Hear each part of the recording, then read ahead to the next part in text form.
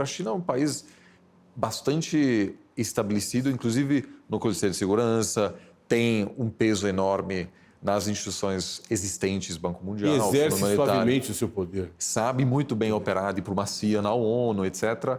E, ao mesmo tempo, tem uma capacidade de construir outras instituições paralelas, onde ela consegue exercer mais influência, que é o que os Estados Unidos fizeram com suas instituições, né? É evidente que houve essa tensão permanente entre um sistema multilateral, mas os Estados Unidos souberam muito bem utilizar esse sistema, inclusive, às vezes, por exemplo, eu lembro que houve uma tentativa de discutir a crise financeira global na Assembleia Geral. Os Estados Unidos operaram para tirar isso de lá, porque havia um risco de que alguma resolução da Assembleia Geral da ONU culpasse os Estados Unidos e sugerisse novas regras de contenção dessas crises. Os Estados Unidos queria, então, moveu isso para o G20, onde sabia que tinha como conter essa discussão. Então, isso sempre aconteceu e a China fará, da mesma forma, utilizará as instituições novas para influenciar o cenário global, mas também para fornecer bens públicos globais. Que uma coisa que é importante lembrar é que grandes potências, para ganharem aceitação, precisam oferecer algo. Você não consegue só se impor com sua força militar, senão as pessoas vão... Então, os Estados Unidos, por exemplo, fez grandes investimentos na área de segurança marítima, né? Ou seja, faz com que hoje a Vale, que manda minério de ferro para a China, não precisa... Esse cargueiro não precisa estar acompanhado pela Marinha Brasileira, porque existe mais ou menos segurança. Então, isso é um exemplo, né, disso.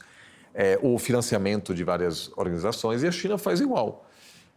E faz, eu acho que hoje, já muito mais do que a gente enxerga, porque existe um consenso, em parte dominado por Washington, de que a seção chinesa levará ao colapso do sistema, etc., que não leva em consideração que a ordem que temos hoje não é só produto, não é uma imposição ocidental. Americana. É a luta de líderes anticoloniais, etc. A ordem depois da Segunda Guerra Mundial não era assim bonitinho. Os impérios deixaram de existir só nos anos 70. Portugal tinha uma colônia na África até os anos 70, é muito recente. Então, houve muita contestação por parte do Sul Global, a China também participou disso. Então, é um erro acreditar que a China vai chegar e rejeitar essas regras. A China já está muito bem inserida na ordem e, em vários sentidos, já faz parte dos donos do poder, de certa forma. Aliás, se a coisa que interessa a China é a paz, né? Perdão? Se a coisa que interessa a China é a paz. Faz bem para os negócios. Sim. Então, eu não vejo... Nós, os agentes chineses, nós queremos paz. Isso. E queremos, aliás, não sei se eles estão acompanhando, para ficar logo o salário deste mês. Não. Então, assim, a China não vejo como um ator que desestabiliza. É claro que haverá algumas tensões agora, por exemplo, entre a China e as Filipinas, porque a China está articulando uma visão de hegemonia China e Taiwan. Regional. E Taiwan será a mesma questão, um pouco parecida. Outra guerra que não vai acabar e não vai explodir. Fica aí. Porque... O Xi Jinping quer entrar na história, talvez, como um líder que lançou essa causa de integração. China. Mas a população taiwanesa hoje dificilmente aceitará uma adesão à China continental. Ao mesmo tempo, para Taiwan, um conflito não faz sentido nenhum. Um país que sabe que, em função da sua relevância econômica, tem uma boa chance até de se manter como um país próspero e, de fato, independente, apesar de não no papel, por muitos anos. Então, essa China que cresce a 10%, hoje não existe mais. É um crescimento menor, mas é um crescimento a 5%. Então, assim, o Brasil... O problema é quanto o mundo está crescendo agora, né? Claro. Então, assim, esse deslocamento de poder continua. A China, não tem a menor dúvida de que será mais influente e poderosa daqui a 5 ou 10 anos. Riscos de colapso interno eu vejo como bastante pequenos, assim, em parte porque... qualidade de vida geral melhora. Melhora. Né? Ou seja, o grande acordo que existe hoje na China de que... Entre povo e governo é a qualidade de vida. Ele funciona porque... Essa globalização, o maior número de pessoas que saíram da miséria com a globalização foi na China. Foi na China, sim. É um acordo tácito, né? É um acordo tácito entre povo e governo. Que a não ser que haja uma estagnação mesmo, mas ainda o êxodo rural que leva milhões de pessoas às cidades que, por definição, lá poderão melhorar suas condições de vida.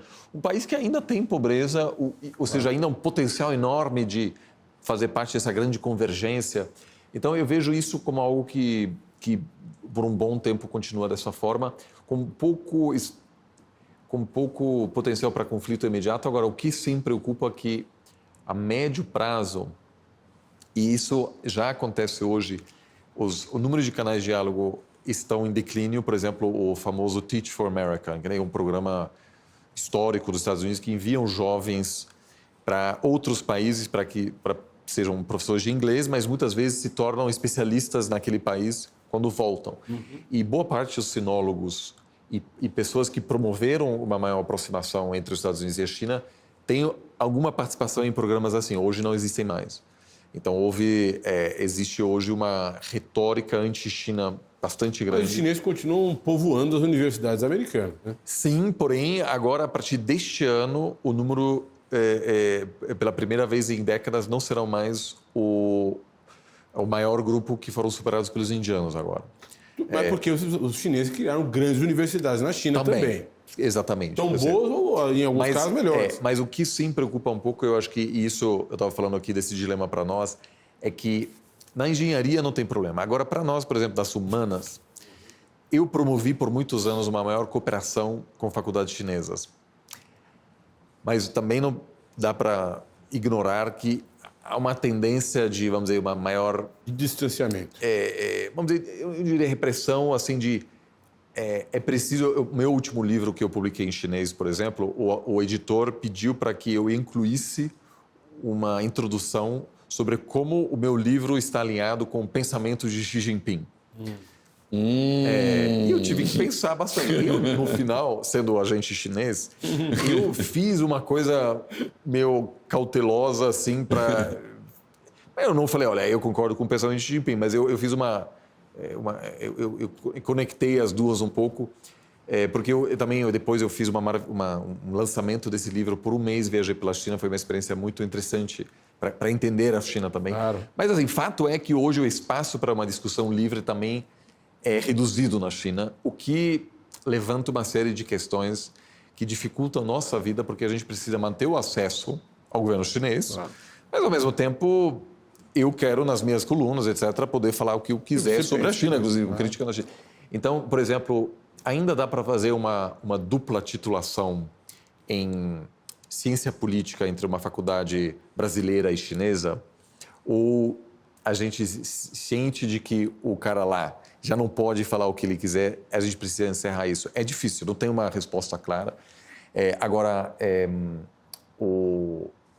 A China vem articulando um projeto cada vez mais ambicioso dentro e fora das instituições existentes. Então, hoje a China busca ampliar sua influência no Banco Mundial, mas tem o Banco Asiático de Investimento em Infraestrutura, tem o Banco dos BRICS, aliás, presidida pela ex-presidente do Brasil, Dilma. Então, a China está transformando o sistema internacional aos poucos, não de uma ruptura, e isso nos obrigará a trabalhar mais para compreender o mundo, que existe ainda, e eu me incluo nisso, uma certa preguiça da gente criar, os Estados Unidos faz isso, faz aquilo, que muitos conflitos hoje, ou muitas dinâmicas, inovações, não tem participação ocidental. Você já leu o governo da China, escrito pelo Xi Jinping, né? Eu acabei de ganhar o 4º volume.